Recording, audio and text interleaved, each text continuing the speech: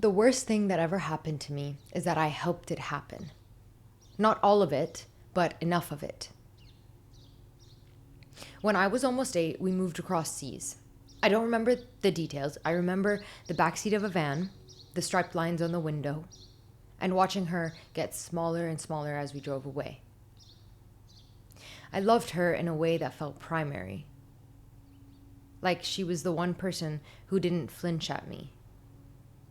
As we were leaving, she leaned down and whispered, "Stay sweet." And it felt like a secret between us, like I had been chosen for something. Now I wonder if it was a warning. Before I could even remember, I was the sensitive one. In my home, that is who I was known to be. My siblings were more certain. They moved through the world with a steadiness I didn't have. And I wanted to be like them. I wanted to fit into whatever world they were building. The more I paid attention, the more I started believing that they were built correctly and I wasn't. It felt as though everyone else had thick skin, thick enough to walk through life untouched, and mine was thin, easily shaken, deeply affected, marked by everything. I felt that if someone looked too close, they would see it. So I began editing myself. I spoke faster to be heard. I over-explained so I wouldn't be misunderstood. I laughed at myself before anyone else could. But editing yourself only goes so far. If I could not be invulnerable, I would be indispensable. I became useful. I learned to understand everyone before they understood themselves. I absorbed their pain. I became the strong one, the self-aware one, the one who could handle it. After my friend died, that instinct hardened into something else. I made it my job to keep everyone alive, as if saving them could undo the guilt that I carried. As if being needed could make me worthy. I believed love was something you qualified for. Disciplined enough, pretty enough, American enough, Lebanese enough, smart enough, mature enough, and if I could hit the right combination, maybe the quiet taunt in my brain would disappear. But it didn't. It just grew louder. And even when I succeeded, I still went to bed feeling like something was missing. Even when I was praised, I felt it was temporary. Even when I was loved, I felt it was conditional. And when I did receive love, the kind that felt electric, unstable, impossible to ignore, I attached to it as though it were oxygen that could run out any moment. I became smaller, more agreeable, more accommodating, because if love was rare, losing it would confirm everything I feared about myself. That is how I stayed longer than I should have. That is how I tolerated what I should not have.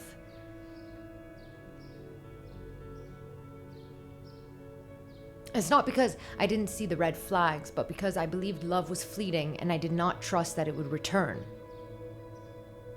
I did not just end up in painful situations. I walked into them.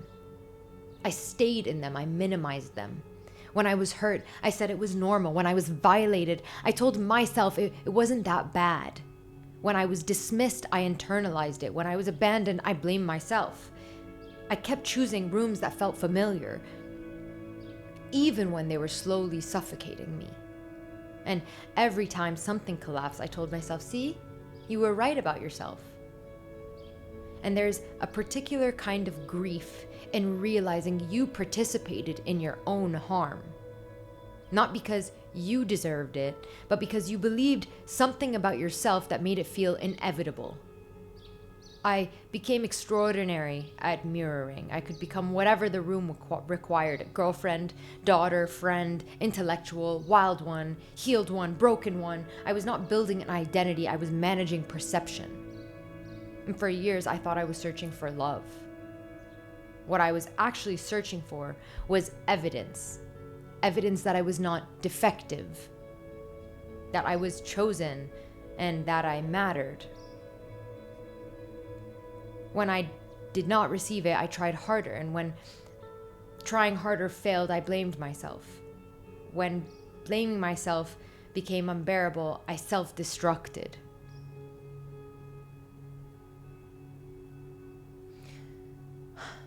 I bent my values. I reshaped my personality, all to feel safe.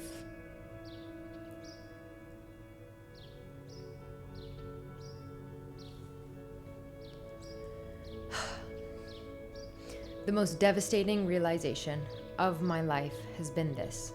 It was never me against the world. It was me against the belief that I carried about myself.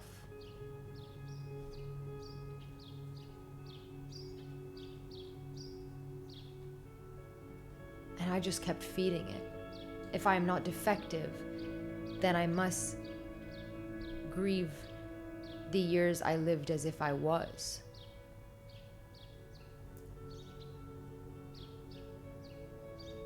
There is a version of me that didn't have to learn through pain, and I will never meet her. This is what hurts, not just what happened, but what could have happened if I had believed something different about myself. I spent 24 years trying to toughen her up, trying to silence her and trying to fix her, trying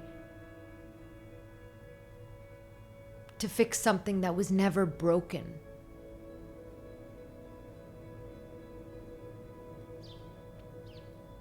Trying to learn, trying to earn love in ways that she never asked for. And now I see it.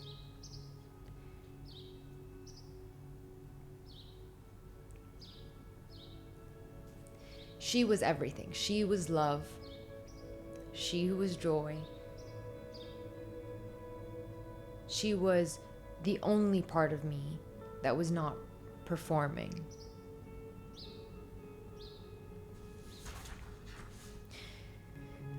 She didn't negotiate her worth. She simply existed. And I decided she was the liability.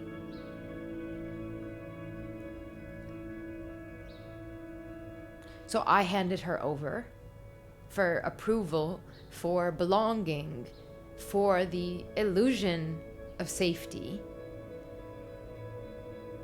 I edited her until she was easier to keep. I burned her down so I could be chosen. And I was not even chosen. The worst thing that ever happened to me is that I helped it happen. She was never the problem. I was just simply willing to abandon her.